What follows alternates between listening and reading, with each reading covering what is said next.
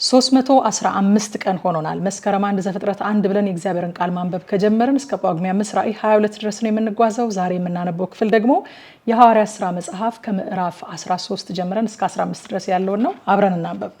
በጌታ በኢየሱስ ስም አነባለሁ። ሐዋርያት ሥራ ምዕራፍ 13። በአንጾኪያም ባለችው ቤተክርስቲያን ነቢያትና መምህራን ነበሩ። እነርሱም በርናባስ፣ ኔጌር የተባለው ስምዖን፣ የቀሬናው ሉኪዮስም፣ የአራተኛው ክፍል ገዢ የሄሮድስም ባለሟል ምናሄ፣ ሳውልም ነበሩ። እነዚህም ጌታን ሲያመልኩና ሲጦሙ መንፈስ ቅዱስ በርናባስንና ሳውልን ለጠራኋቸው ሥራ ለዩልኝ አለ። በዚያን ጊዜም ከጦሙ ከጸለዩ እጃቸውንም ከጫኑ በኋላ አሰናበቷቸው።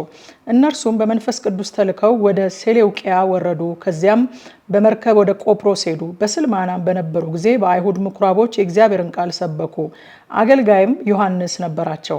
ደሴቲቱንም ሁሉ እስከ ጳፉ በዞሩ ጊዜ በርያሱስ የሚሉት ጠንቋይና ሐሰተኛ ነቢይ የሆነው አንድ አይሁዳዊ ሰው አገኙ። እርሱም አስተዋይ ሰው ከሆነው ሰርጊዮስ ጳውሎስ ከሚባለው አገረ ገዢ ጋር ነበረ። ይህም በርናባስና ሳውልን ወደ እርሱ ጠርቶ የእግዚአብሔርን ቃል ሊሰማ ፈለገ። ጠንቋዩ ግን ኤልማስ ስሙ እንዲሁ ይተረጎማልና አገረ ገዡን ከማመን ሊያጣምም ፈልጎ ተቃወማቸው።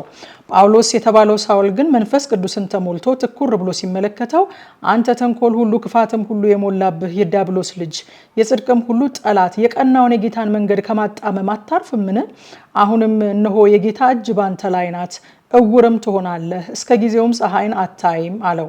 ያን ጊዜ ጭጋግና ጨለማ ወደቀበት፣ በእጁም የሚመራውን እየዞረ ፈለገ። በዚያን ጊዜ አገረ ገዡ የተደረገውን ባየ ጊዜ ከጌታ ትምህርት የተነሳ ተገርሞ አመነ።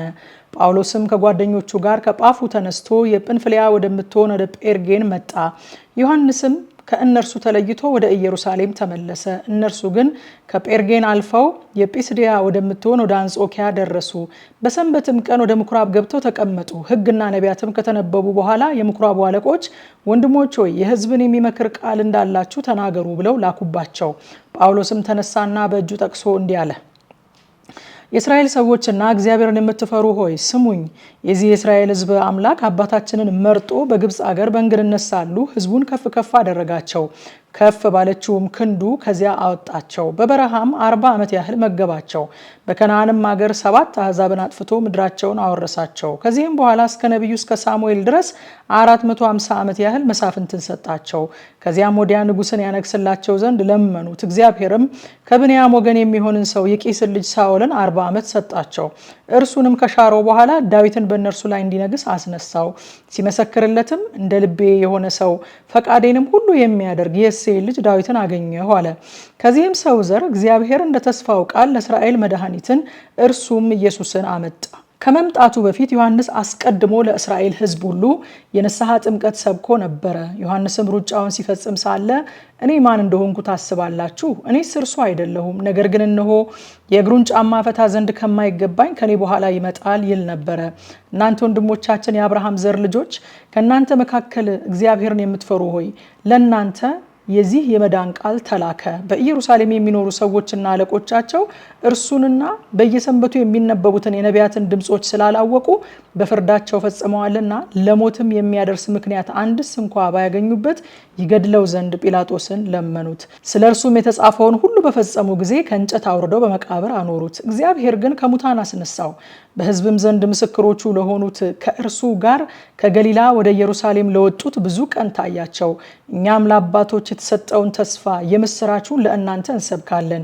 ይህን ተስፋ እግዚአብሔር በሁለተኛው መዝሙር ደግሞ አንተ ልጄ ነህ እኔ ዛሬ ወለድኩ ተብሎ እንደተጻፈ ኢየሱስን አስነስቶ ለእኛ ለልጆቻቸው ፈጽሟልና፣ እንደገናም ወደ መበስበስ እንዳይመለስ ከሙታን እንዳስነሳው እንዲሁ የታመነውን የዳዊትን ቅዱስ ተስፋ ሰጣችኋለሁ ብሏል። ደግሞ በሌላ ስፍራ ቅዱስህን መበስበስ ያይ ዘንድ አትሰጠውም ይላልና። ዳዊትም በራሱ ዘመን የእግዚአብሔርን ሐሳብ ካገለገለ በኋላ እንቀላፋ፣ ከአባቶቹም ጋር ተጨምሮ መበስበስን አየ። ይህ እግዚአብሔር ያስነሳው ግን መበስበስን አላየም። እንግዲህ ወንድሞች ሆይ በእርሱ በኩል የኃጢአት ስርየት እንዲነገርላችሁ በሙሴም ሕግ ትጸድቁ ዘንድ ከማይቻላችሁ ሁሉ ያመነ ሁሉ በእርሱ እንዲጸድቅ በእናንተ ዘንድ የታወቀ ይሁን። እንግዲህ እናንተ የምትንቁ እዩ፣ ተደነቁም፣ ጥፉም።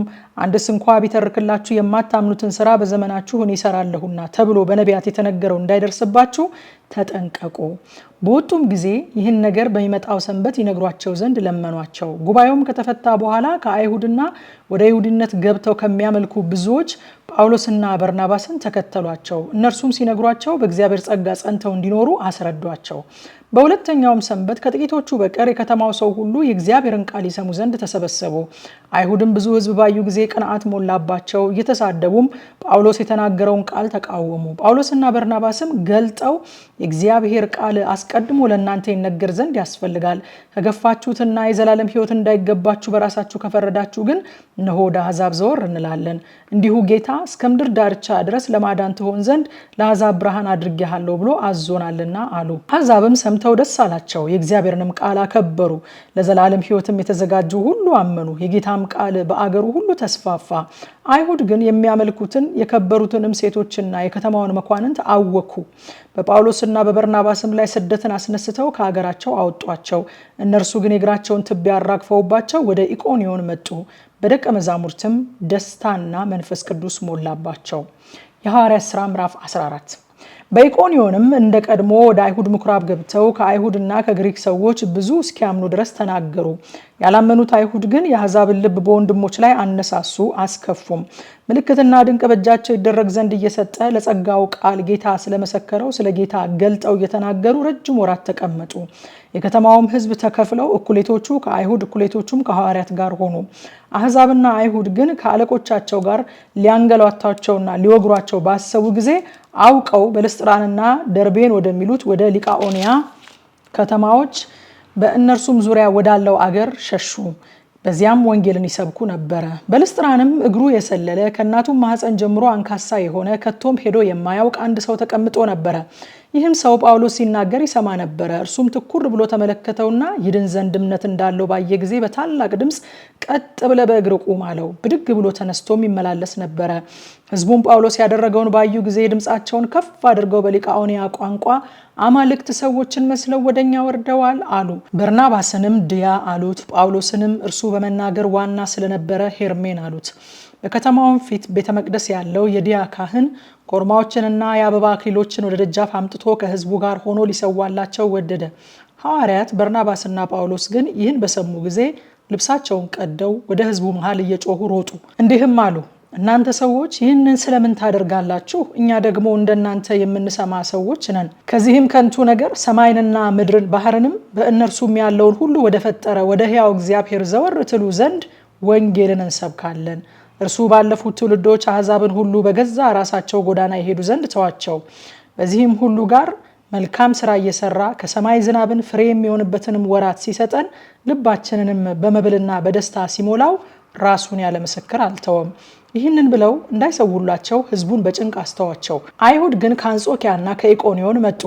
ሕዝቡንም አባብለው ጳውሎስን ወገሩ። የሞተም መስሏቸው ከከተማ ወደ ውጭ ጎተቱት። ደቀ መዛሙርት ግን ከበውት ሳሉ ተነስቶ ወደ ከተማ ገባ። በነገውም ከበርናባስ ጋር ወደ ደርቤን ወጣ። በዚያችም ከተማ ወንጌልን ሰብከው እጅግ ደቀ መዛሙርትን ካደረጉ በኋላ የደቀ መዛሙርቱን ልብ እያጸኑ በሃይማኖትም ጸንተው እንዲኖሩ እየመከሩና ወደ እግዚአብሔር መንግስት በብዙ መከራ እንገባ ዘንድ ያስፈልገናል እያሉ ወደ ልስጥራን፣ ወደ ኢቆንዮንም ወደ አንጾኪያም ተመለሱ። በየቤተ ክርስቲያኑም ሽማግሌዎቹን ከሾሙላቸው በኋላ ጦሞም ከጠለዩ በኋላ ላመኑበት ጌታ አደራ ሰጧቸው። በኢያስጲድም አልፈው ወደ ጵንፍልያ መጡ። በጴርጌንም ቃሉን ከተናገሩ በኋላ ወደ አጣሊያ ወረዱ። ከዚያም ስለፈጸሙት ስራ ለእግዚአብሔር ጸጋ አደራ ወደ ተሰጡበት ወደ አንጾኪያ በመርከብ ሄዱ። በደረሱም ጊዜ ቤተክርስቲያኑን ሰብስበው እግዚአብሔር ከነሱ ጋር ያደረገውን ሁሉ ለአሕዛብም የሃይማኖትን ደጅ እንደከፈተላቸው ተናገሩ። ከደቀ መዛሙርትም ጋር አያሌ ቀን ተቀመጡ። የሐዋርያት ሥራ ምዕራፍ 15። አንዳንዶችም ከይሁዳ ወረዱና እንደ ሙሴ ሥርዓት ካልተገረዛችሁ ትድኑ ዘንድ አትችሉም ብለው ወንድሞችን ያስተምሩ ነበረ። በእነርሱና በጳውሎስ በበርናባስ መካከል ብዙ ጥልና ክርክር በሆነ ጊዜ ስለዚህ ክርክር ጳውሎስና በርናባስ ከእነርሱም አንዳንዶች ሌሎች ሰዎች ወደ ሐዋርያት ወደ ሽማግሌዎችም ወደ ኢየሩሳሌም ይወጡ ዘንድ ተቆረጠ። ቤተክርስቲያኑም በመንገድ እየረዳቸው እነርሱ የአሕዛብን መመለስ እየተረኩ በፊንቄና በሰማሪያ አለፉ። ወንድሞችንም ሁሉ እጅግ ደስ አሰኟቸው። ወደ ኢየሩሳሌምን በደረሱ ጊዜ ቤተክርስቲያንና ሐዋርያት ሽማግሌዎችም ተቀበሏቸው። እግዚአብሔርም ከነርሱ ጋር ያደረገውን ሁሉ አወሩ። ከፈሪሳውያን ወገን ግን ያመኑት አንዳንዶቹ ተነስተው ትገርዟቸው ዘንድና የሙሴን ሕግ ይጠብቁ ዘንድ ታዟቸው ዘንድ ይገባል አሉ። ሐዋርያትና ሽማግሌዎችም ስለዚህ ነገር ለመማከር ተሰበሰቡ። ከብዙ ክርክርም በኋላ ጴጥሮስ ተነስቶ እንዲህ አላቸው፣ ወንድሞች ሆይ አሕዛብ ከአፌ የወንጌልን ቃል ሰምተው ያምኑ ዘንድ እግዚአብሔር በመጀመሪያው ዘመን ከእናንተ እኔን እንደመረጠኝ እናንተ ታውቃላችሁ። ልብንም የሚያውቅ አምላክ ለእኛ ደግሞ እንደሰጠን መንፈስ ቅዱስን በመስጠት መሰከረላቸው። ልባቸውንም በእምነት ሲያነጻ በእኛና በእነርሱ መካከል አንዳች አልለየም። እንግዲህ አባቶችንና እኛ ልንሸከም ያልቻልነውን ቀንበር በደቀ መዛሙርት ጫንቃ ላይ በመጫን እግዚአብሔርን አሁን ስለምን ትፈታተናላችሁ? ነገር ግን በጌታ በኢየሱስ ክርስቶስ ጸጋ እንደነርሱ ደግሞ እንድንድን ዘንድ እናምናለን። ሕዝቡም ሁሉ ዝም አሉ። በርናባስና ጳውሎስም እግዚአብሔር በእጃቸው በአሕዛብ መካከል ያደረገውን ምልክትና ድንቅ ሁሉ ሲተርኩላቸው ይሰሙ ነበረ። እነርሱም ዝም ካሉ በኋላ ያዕቆብ እንዲህ ብሎ መለሰ፣ ወንድሞች ሆይ ስሙኝ።